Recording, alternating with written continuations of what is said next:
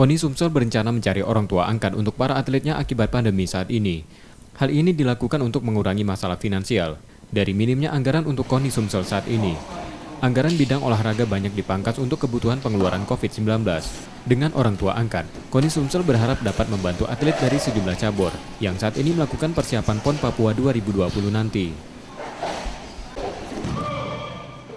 Tentu peran Bapak Angkat dalam hal perusahaan-perusahaan, BUMN, BUMD, BUMS ya, yang ada di Sumatera Selatan ini tentu akan sangat membantu.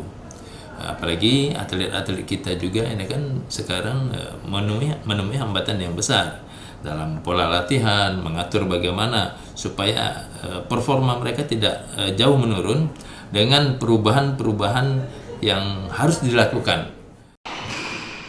Saat ini baru 3 cabang olahraga di Sumsel yang menerapkan program orang tua angkat.